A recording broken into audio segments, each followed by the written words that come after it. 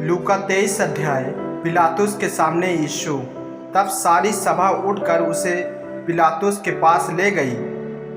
वे यह कहकर उस पर दोष लगाने लगे, हमने इसे लोगों को बहकाते और कैसर को कर देने से मना करते और अपने आप को मसीह राजा कहते हुए सुना है। पिलातुस ने उससे पूछा, क्या तू यहूदियों का राजा है? उसने उसे उत्तर दिया, तू आप ही कह रहा है। तब पिलातुस ने प्रधान याजकों और लोगों से कहा, मैं इस मनुष्य में कोई दोष नहीं पाता। पर वे और भी दृढ़ता से कहने लगे, यहाँ गलील से लेकर यहाँ तक कि सारे यहूदियों में उपदेश दे देकर लोगों को भड़काता है। यह सुनकर पिलातुस ने पूछा, क्या यह मनुष्य गलीली है? और यह जानकर कि वह हेरोदेस की रियासत का है, उसे हेरोदेस के पास भेज दिया, क्योंकि उन दिनों में वह भी यरूशलेम में था। हेरोदेस के सामने यीशु। हेरोदेस यीशु को देखकर बहुत ही प्रसन्न हुआ, क्योंकि वह बहुत दिनों से उसको देखना चाहता था, इसलिए कि उसके विषय में सुना था और उससे कुछ चिन्ह देखने की आशा रखता था। वह उससे बहुत सी बातें पूछता रहा, पर उसने उसको कुछ भी उत्तर न दिया। प्रधान याजक और शास्त्री खड़े हुए तन मन से उस पर दोष लगाते रहे। तब हेरोदेस ने अपने सिपाहियों के साथ उसका अपमान करके ठट्ठों में उड़ाया और भड़कीला वस्त्र पहनाकर उसे पिलातुस के पास लौटा दिया। उसी दिन पिलातुस और हेरोदेस मित्र हो गए। इसके पहले वे एक दूसरे के बैरी थे। पिलातुस द्वारा यीशु को मृत्यु दंड।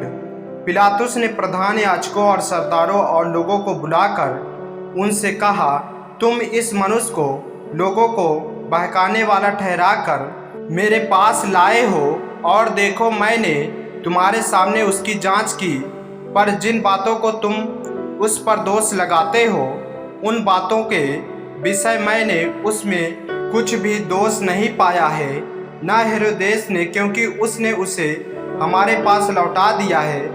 और देखो उससे ऐसा कुछ नहीं हुआ कि वह मृत्यु के दंड के योग ठहराया जाए, इसलिए मैं उसे पिटवा कर छोड़ देता हूँ। पिलातुस पर्व के समय उनके लिए एक बंदी को छोड़ने पर विवश था।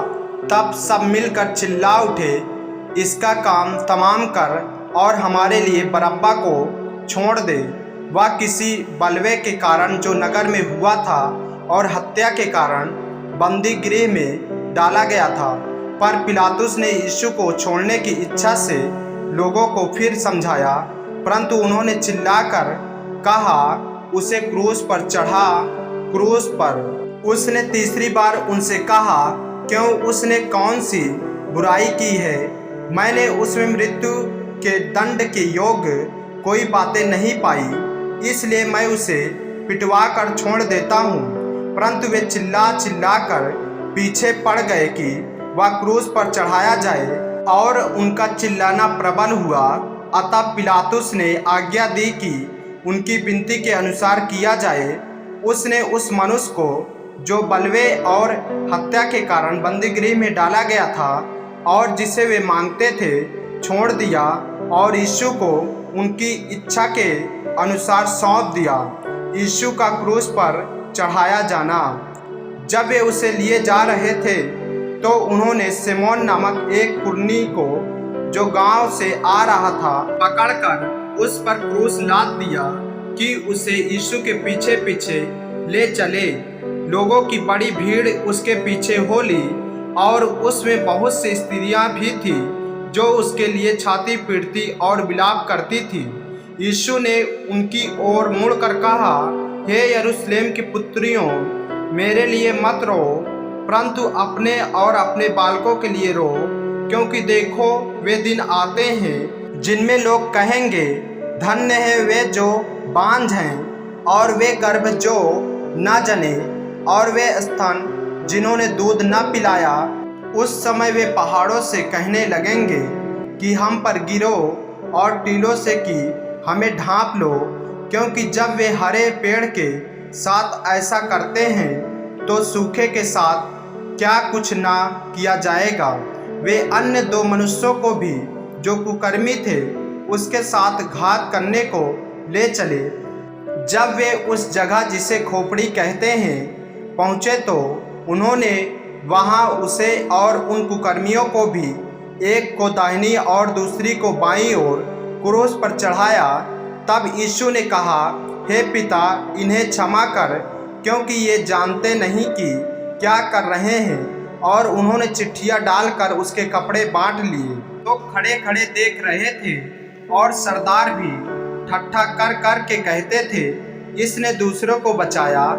यदि यह परमेश्वर का मसीह है और उसका चुना हुआ है तो अपने आप को बचा ले। सिपाही भी पास आकर और सिरका देकर उसका ठट्ठा करके कहते थे, यदि तू यहूदियों का राजा है तो अपने आप को बचा। और उसके ऊपर एक दोषपत्र भी लगा था, यहूदियों का राजा है। मन फिराने वाला कुकर्मी, जो कुकर्मी वहां लटकाए गए थे, उनमें से एक ने उसकी निंदा करके कहा, क्या तू मसीह नहीं? तो फिर अपने आप को और हमें बचा। इस पर दूसरे ने उसे डांट कर कहा, क्या तू परमेश्वर से भी नहीं डरता? तू भी तो वही दंड पा रहा है और हम तो न्याय अनुसार दंड पा रहे हैं, क्योंकि हम अपने कामों का ठीक फल पा रहे हैं, पर इसने कोई अनुचित काम नहीं किया। तब उसने कहा, हे यीशु, जब तू अपने राज में आए तो मेरी सुधि लेना। उसने उससे कहा, मैं तुझसे सच कहता हूँ कि आज ही तू मेरे साथ स्वर्ग लोक में होगा। लगभग 2 पहाड़ से तीसरे पहाड़ तक सारे देश में अंधियारा छाया रहा और सूर्य का उजियाला जाता रहा और मंदिर का पर्दा बीच से फट गया। और यीशु ने बड़े शब्द से पुकार कर कहा, हे पिता, मैं अपनी आत्मा तेरे हाथों में सौंपता हूँ। और यह कहकर प्राण छोड़ दिए। सूबेदार ने जो कुछ हुआ था देखकर परमेश्वर की बड़ाई की और कहा, निश्चय यह मनुष्य धर्मी था। और भीड़ जो यह देखने को इकट्ठी हुई थी, इस घटना को देखकर छाती पीटती हुई लौट गई।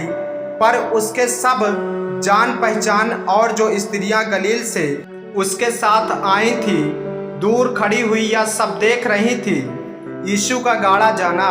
वहाँ यीशु नाम का महासभा का एक सदस्य था जो सज्जन और धर्मी पुरुष था और उनकी योजना और उनके इस काम से प्रसन्न न था। वह यहूदियों के नगर अरिमतिया का रहने वाला और परमेश्वर के राज की बाट जोहने वाला था। उसने पिलातुस के पास जाकर यीशु का शव मांगा और उसे उतारकर मलमल की चादर में लपेटा और एक कब्र में रखा जो चट्टान में खोदी हुई थी और उसमें कोई कभी न रखा गया था। वह तैयारी का दिन था और सप्त का दिन आरंभ होने पर था। उन स्त्रियों ने जो उसके साथ गलील से आई थीं, पीछे पीछे जाकर उस कब्र को देखा और यह भी कि उसका शव किस रीति से रखा गया है। तब उन्होंने लौटकर सुगंधित वस्तुएं और इत्र तैयार किया और सप्त के दिन उन्होंने आज्ञा के अनुसार विश्राम किया। आमीन। मेरे प्रियो, यदि आप इस चैनल पर नए हैं, यदि आपने अभी तक हमारे चैनल को सब्सक्राइब नहीं किया है तो हमारे चैनल को सब्सक्राइब करें और बेल आइकन के बटन को दबाएं ताकि परमेश्वर का वचन रोजाना आप तक पहुंच सके। जय मसीह की। प्रभु आपको आशीष दे।